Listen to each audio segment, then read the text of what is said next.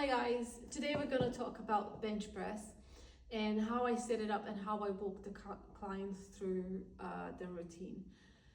Now the whole idea with the pegs is that it allows you full extension, but not that you have to lift your torso off the bench, so it has to be quite comfortable. The bench has some markings there on the floor, but it shouldn't be too high up because clients are tempted to always put their heads really at the top of the bench. And I'm going to explain later why that is not a very good idea. So we can have a normal sit back on the bench where you just, put your feet onto the side of the bench. If your feet don't touch the floor or the client's feet don't touch the floor, then you need to put some plates under so that your whole foot is resting on the floor. But if you don't need that, obviously, then it's fine. Just make sure you're wearing some shoes where you can actually plant your whole foot down. Now, the way I prefer to go onto the bench is the one that enhances my arch more because I'm already used to the width of my palms. So what I normally do, I just pull the bar and then just walk under. Now, here, what you want to do is to have your eyes right under the bar. Because if your eyes are up here, right, and you start benching, what's going to happen, you're going to hit the rig, right? So we always want to tell the client, eyes under the bar. Now from here, what you want to do is externally rotate your knees and plant your feet down into the floor. You want to create that torque there. And then here, you want to keep your shins nice and straight. When you're taking the bar off the rig, you can have your elbows flaring out, right? You can take your elbows like this here, out. But once you're into that position of benching, you want to keep your elbows in. So much so that at the bottom of the position, as you can see, your wrists and your elbows are in line. And then back up, shoulder blades in and down. Breathe in, bum squeeze, knees out.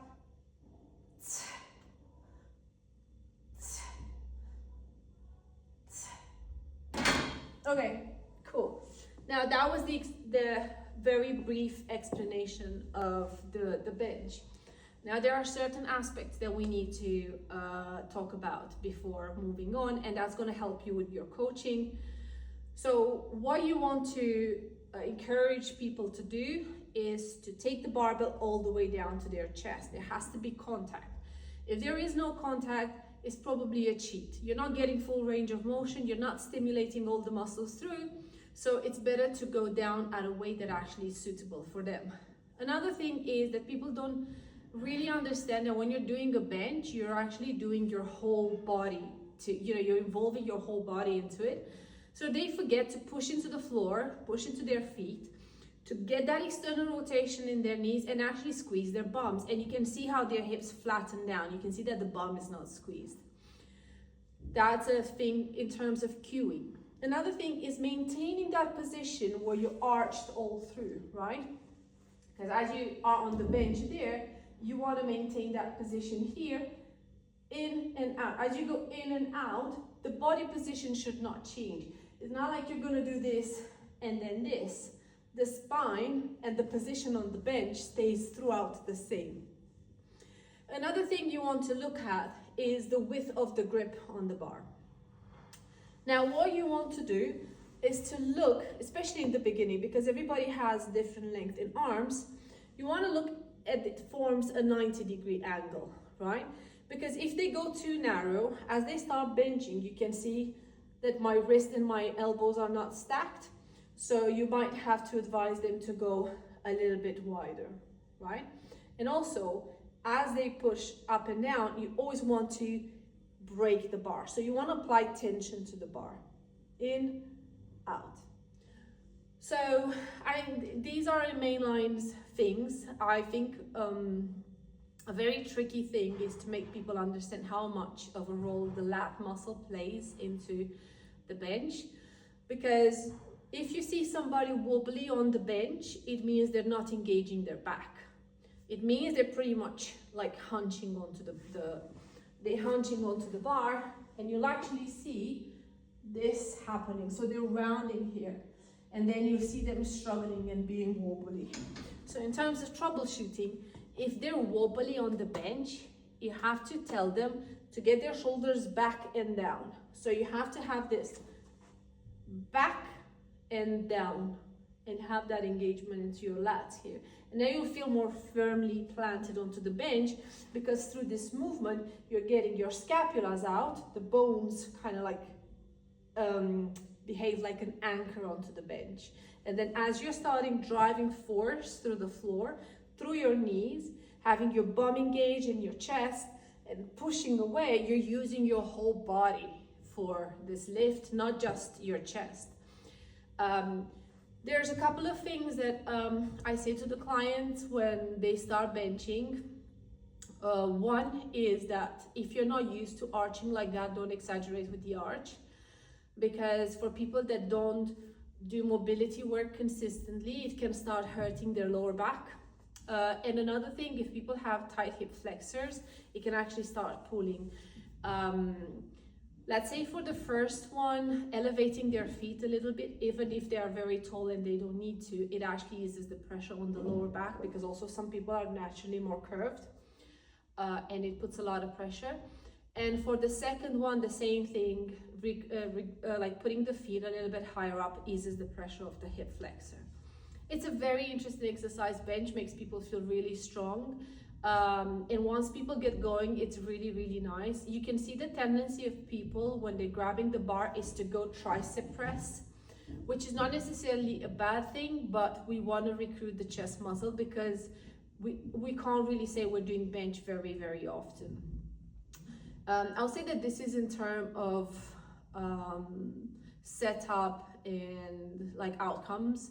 I personally look at people's shoulders, you know, because if people lose tension in their back, you can see the shoulders like starting to come really close to the ears, and I tell them, like, move the shoulders away from your ears. You want to have your chest exposed, like big round, like big chest out, as opposed to being hidden by your shoulders.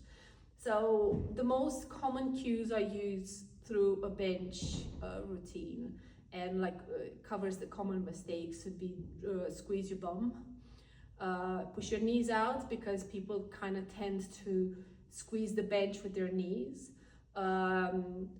shoulders back and down, or shoulders away from the ears, and yeah, looking at the grip. Sometimes people having narrow grip, for some reason people forget, so I just try to tell them, like, you know, go a thumb away from this, or put your pinky on the line, right? And yeah, there are minor things like having their whole foot down, but I would say glutes is one thing that is quite forgotten overall. People don't really squeeze the glutes and push through the floor. Yeah, I think that covers it all. I mean, we can definitely talk more about some accessory exercise to activate the movement, like to activate the muscles that you need.